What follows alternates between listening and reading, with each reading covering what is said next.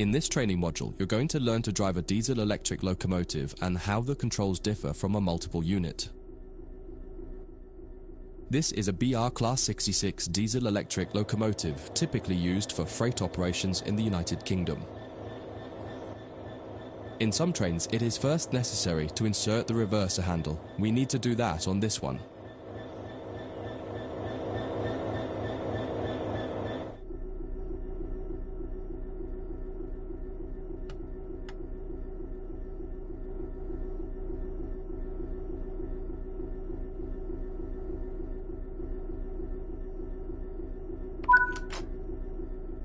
We want to move the train forwards, so move the reverser in that direction. The train brake on the Class 66 uses a sprung lever. Holding it one way will gradually release the brakes until you release the lever. Holding it the other will gradually apply the brakes. You need to keep an eye on the two brake gauges in front of you. The larger one in the middle is the brake pipe. The outside needle shows the target pressure and the inside needle shows the actual pressure. When you apply or release the brakes, the outer needle moves and the onboard control systems will begin to adjust the brakes to match your setting. You can make a change to the brakes and focus on the road ahead while the system works to match the pressure you've set.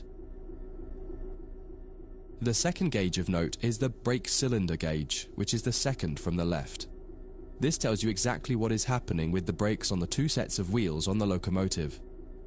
If the needles are raised to a V shape, that means they are fully applied.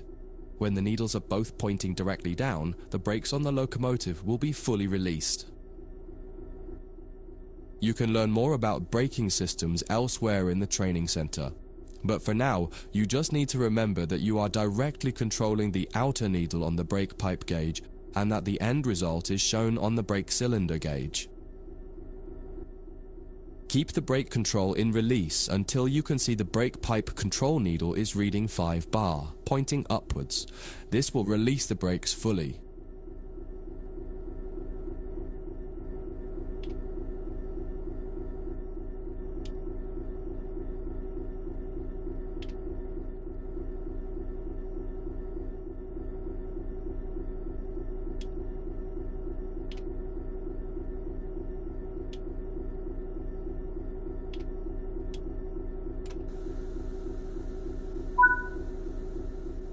Watch the brake cylinder gauge to see it gradually reduce to 0.0.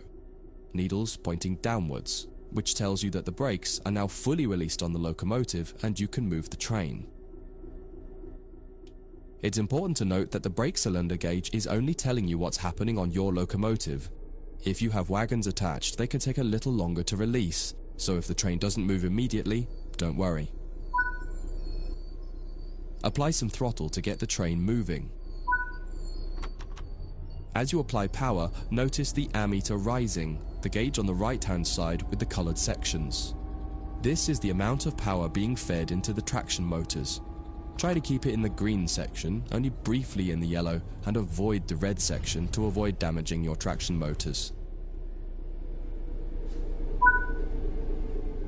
Now that you've reached your target speed, you can move the throttle control back to 0. The train will then coast on level ground and the train will only slow down very gradually.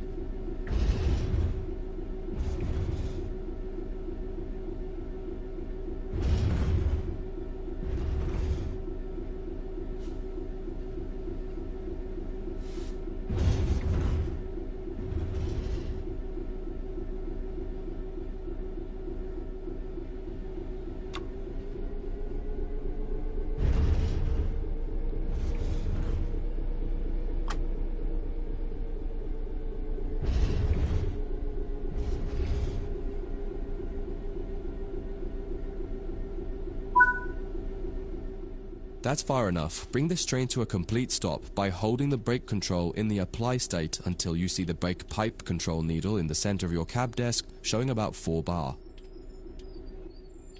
The amount of braking you'll need to apply also varies depending on whether you're going uphill or downhill and how heavy your train is.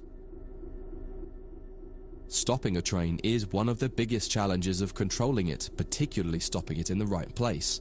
You'll get better at this with practice. That concludes this module. If you wish to replay it, you can come back to it at any time via the training center.